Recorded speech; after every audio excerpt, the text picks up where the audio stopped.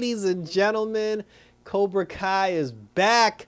I cannot believe this is season 5. I swear I thought this was season 4. I cannot believe we've had 4 seasons already of Cobra Kai. And it's your boy Icon trying something new with a Netflix review, a Netflix original series, Cobra Kai. And this is new for me because I've never actually reviewed a Netflix series before. I've always done like regular television shows or shows on either Disney Plus or HBO Max where the season comes out, but the episode extends. Every week you get a new episode. It's never been a thing because I've never done. There are plenty of Netflix series that I watch. I mean, LA's Finest with Gabrielle Union and Jessica Alba is very good. I love Voltron, Legendary Defenders. That's actually one of my favorite Netflix series of all time. There's so many different things that I wish I could have reviewed, but I wasn't doing reviews back then when all of it started. But it was always difficult for me to actually do Netflix reviews because of the formatting, and I was never really sure how to go about it. Because again, at least when it comes to the Disney Plus or the HBO Max, back then it was DC Universe, when it comes to those shows, I can do a review for it, and then we can wait a week for the next episode and then talk about it then, and then talk about it then, and so forth and so forth. But with Netflix, they dump the whole season in your lap, and I'm like, well, I'm not going to sit here and talk about 10 to 13 episodes like all in one video. And then it's like, you know, you do one video, and then like even if I wait week to week, by the time I do my review for episode 2, half the planet had already seen, like the whole series, because people tend to watch these things in a weekend. But like I said, Cobra Kai was something I definitely enjoyed, and I'm not gonna do these reviews back to back. I am gonna review Cobra Kai episodes once a week because I have other things that I'm watching, and I actually don't have time to sit here and review the entire season in one video. So we are gonna do week to week Cobra Kai videos. Maybe I'll do them a lot sooner if the opportunity presents itself. But like I said, one episode at a time. We're giving this a try, seeing how the Netflix thing go. And if this goes well, if my Cobra Kai reviews go well, if everybody's okay with me doing reviews spread out, although the entire season has been dropped in our laps, then maybe I'll review some more and we'll continue on and see how it goes. So right now, episode 1, A Long, Long Way From Home. Because when we last saw Cobra Kai had just won the All Valley tournament because Samantha had lost to what's her face? I forgot her name. But Sam lost, but then the Hawk, like he actually won his match. And I feel bad for Robbie because Robbie, first he went up against Miguel and he lost to Miguel, and then he goes up against the Hawk and he loses to the Hawk. Like Robbie is like, he's like the runner up, like he's the bride. He's, like always a bridesmaid, never a bride. He's like the forever, like Robbie needs to actually win a tournament. And the funny thing is when he lost the first time, he lost to Miguel, who was being coached by his father. And when he lost the second time, he lost to the Hawk, who was being coached by, Danielson. So maybe if his dad, him and his dad seem to be on the same page, maybe he can get that going. Because Robbie needs to actually win a tournament at some point because this is ridiculous. But anyway, so Miguel, when we last left, Miguel was he jumped on a bus to Mexico so he can go down to Mexico and shoot the Blue Beetle. So he could go down to New Mexico and find his father. He gets to New Mexico. He's immediately taken by the shysters and the swindlers and everything. Like these people, they charged him money. He asked for directions to where his dad was. They charged him money for a map to get to where he needed to go. And then, while he had his back turned, somebody stole his bag. And then they charged him more money to get his bag back. I have no idea why Miguel didn't whoop their ass, but he basically bitched up and he gave him the money. So then after they gave him the money, they left him with like $6, and then he took the map and he went on to go see, do what he had to do. He goes down to a random restaurant. He walks in. He ends up talking to the guy that's in charge. The bouncer, the security guard, tried to fight him. He ended up kicking that guy's ass, and I'm like, why didn't you do that to the guys that tried to swindle you? Like, I don't understand that.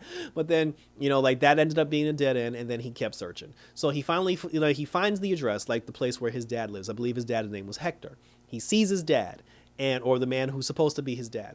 And instead of going up to him and talking to him, which was the entire reason why you went to Mexico, he just follows him around all day and looks at him in awe. He notices that his father has a wife. He notices that his father actually has a son. Whether or not that's his son, remains to be seen, but he sees that he actually has a family. So, and I guess seeing the family made him a little bit apprehensive, to approach them. So, but he still kept following them, which was weird. So he ends up stalking them further. And then while he's stalking them, the son, the boy, the 5-6-year-old boy, he had a soccer ball, and the ball ended up going into the street. When the ball went into the street, the boy almost got hit by a car. Miguel ran into the street and saved his little brother before his little brother got hit by a car. And then when Hector and the wife turned around and they saw that, they were like, oh my God, thank you. And then this was the weird. Now, if somebody saved your kid, I understand you're grateful, and I understand you want to do something to repay him. You could have offered him money. You could have said, hey, for saving our son, how about we buy you dinner, or we pay you, we give you money or something. Like, we can do something to help you out. We'll give you a car or something. Instead, the wife of all people, she was like, oh, you should have dinner with us. And I was like, wait, what? So just because I'm like, I understand he saved your son, but to invite a random stranger into your home and cook him dinner, I was just like, that's a little bit too coincidental. And now it's awkward as hell because he goes to the dinner and he's having dinner basically with his other family, and he's not telling them why he's here. And the entire so maybe it's a thing where he just wants to meet his dad, get to know what type of person his dad was, and then he's happy with that, and then he bounces. Or I just don't see the point of going through all that if you weren't actually going to be like, hey, I'm your son. But anyway, that's Miguel, not me. So we'll see what happens, because again, he's sitting at dinner having dinner with the damn people. So now good old Johnny and his son, the two of them actually have been bonding a little bit, like somewhat. Him and Robbie, they actually went down to Mexico together. Johnny told Robbie that he needed to go to Mexico and he wanted him to go with him to Mexico. So this way they can kind of bond as like father and son and everything, but he never told him why. So later on, while they were there, when they actually got to Mexico, then he told him it was about finding Miguel. Robbie felt some kind of way. And then he was like, yo, I could have been home with my girlfriend, digging that out. But then he was just like, nah, he was like, you're my son and I love you and we're bonding and this, that, and the third. But then he was just like, then he felt bad. He was like, look, he said, okay, I did kind of lie to you. I dragged you here for no reason. So he said, once we get to Mexico, once we get to the bus stop where Miguel was supposed to get off at, he was like, I got to make this right. He said, I'm trying to make this right. I'm trying to make things right between, his mom with Miguel and everything. I messed up. I messed up with you too, but I'm here with you and I'm trying to be here for him. If you don't want to stay, then when we get to where the bus stop is, you can take a bus back to California.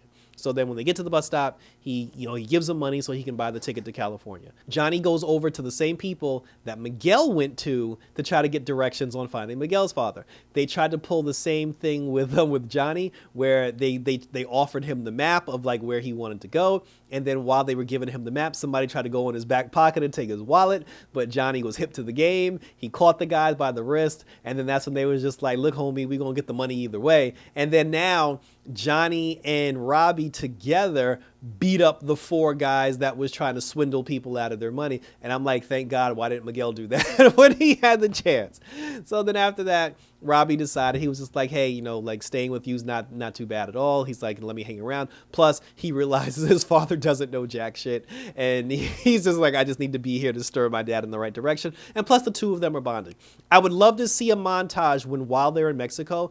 I just want to see footage of Johnny actually training Robbie in karate, because that would be really dope to see that father and son bonding. Meanwhile, back in California, Samantha now, she can't get over the fact that she lost in the tournament. She's watching the footage of her fight over and over again, and she's trying to refocus, and she's trying to figure out what went wrong and what she can do differently. I actually don't have a problem with that, because if you want to be a champion, that's what you got to do. But she is very like overly fixated on it, and I think her obsession is going to come to bite her in the ass later on. Daniel's hot wife, she was by the pool, and then while she was by the pool, she saw the gentleman, I forgot the dude name, the guy that Daniel called to help him take in Cobra Kai. This guy, he's staying at their house and he likes to swim naked. Nothing wrong with being a nudist, but you should have told your wife. And then she saw some things that she didn't need to see, and then she kind of freaked out. She cursed Daniel out, and she makes a good point, because she was just like, you lost the tournament, so you were supposed to shut down Miyagi-Do, and all this karate foolishness was supposed to end. She said, our daughter didn't, get hurt, and why are we still doing this? And he was just like, you don't understand. I have to take down Cobra Kai by any means necessary. And then she was like, well, you can take care of Cobra Kai on the couch, because you're not welcome in the bedroom. And then she get mad and she walk away. His wife is hot, though. Like, I like her. So then the two of them together, both Daniel and the Asian dude, they're trying to come up with a plan to take down Cobra Kai. They're looking at Terry Silver. And while they're looking at Terry Silver footage, the guy notices that he's using a specific form of karate. it takes us back to a flashback from a Karate Kid movie where Terry Silver came to Mr. Miyagi and mentioned the same guy's name who taught Terry Silver how to fight. So he's telling Daniel, he said that if this guy was Terry Silver's trainer, he taught Terry Silver a very, how should we say, dirty version of karate. He said it's a version of karate where you don't respect the rules, you don't respect your opponent, and you take every advantage that you can get.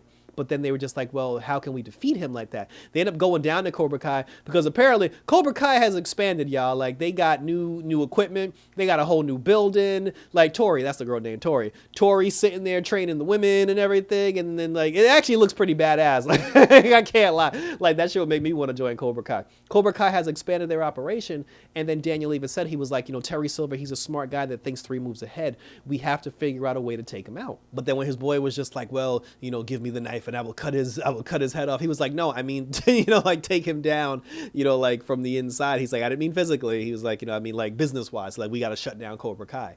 So interesting enough, at the end of the episode, they actually come up with a way of taking down Terry Silver that doesn't involve more martial arts mayhem. And I was actually surprised. I didn't think it was going to work. So basically, Terry Silver said at the end of the episode, he was like, yo, Cobra Kai is expanding. And because we're getting more students, we need more senseis. So he ends up hiring senseis from random dojos all over the valley. And one of the senseis that he hired was the guy who came down to help out Daniel. So what they're going to do is they're going to infiltrate Cobra Kai from the inside and blow it up from the inside out.